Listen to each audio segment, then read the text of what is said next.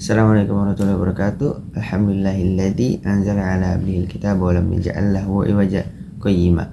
Wassalatu wassalamu ala asrofil anbiya'i wal mursalin sayyidina Muhammadin sallallahu alaihi wasallam. Oke teman-teman, balik lagi dengan saya Abdul Lubis.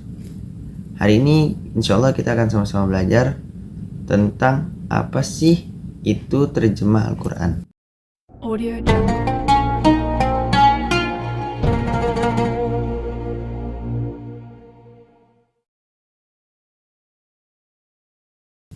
Terjemah Al-Quran adalah memindahkan bahasa Al-Quran ke bahasa yang lainnya tanpa memperjelas terjemahannya. Adapun Asy-Syabani berkata, terjemahan Al-Quran adalah memindahkan bahasa Al-Quran, yaitu bahasa Arab, ke bahasa yang lainnya sehingga membuat pembaca atau penerjemahnya itu paham tentang apa yang dijelaskan dalam Al-Quran. Jadi dia lebih mementingkan terjemahannya daripada susunan katanya. Terjemahan Al-Quran itu ada dua. Yang pertama itu secara harfiah. Yang kedua secara ma'nawiyah atau tafsiriyah. Yang pertama Al-Quran bisa diterjemahkan berdasarkan harfiah. Menerjemahkan Al-Quran secara harfiah adalah menerjemahkan Al-Quran dengan kaidah-kaidah Arab atau kosakata yang ada di dalam bahasa Arab. Yang kedua itu ada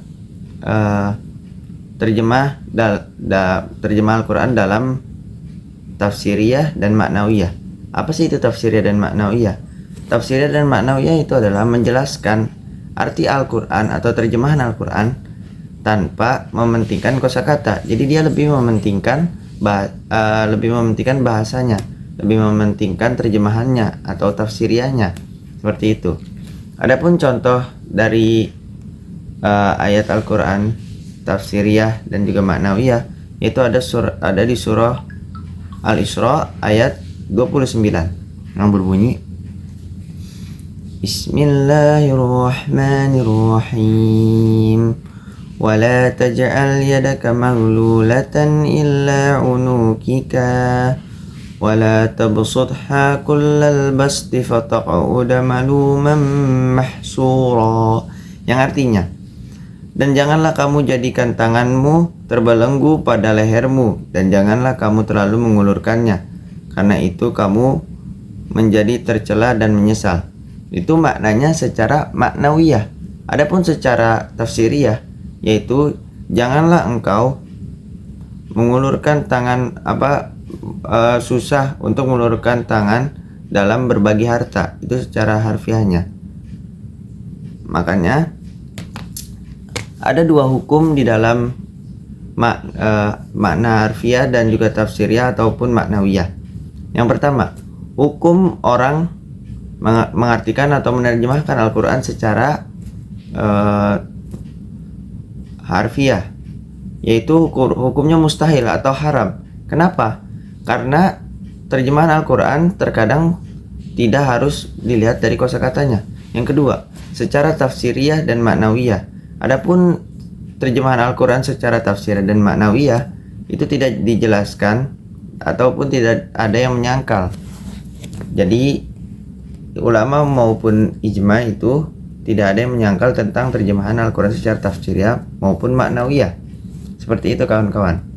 Nah, tapi digarisbawahi di sini, kalau kita ataupun orang lain ingin menjadi penerjemah Al-Quran, kita harus memiliki sifat-sifat tertentu. Yang pertama, kita tidak boleh lepas dari Al-Quran. Kenapa? Karena inti dari segala inti Al-Quran, makna yang jelasnya atau makna yang benar-benar detailnya hanya Allah Subhanahu wa taala yang tahu, atau wallahu a'lam.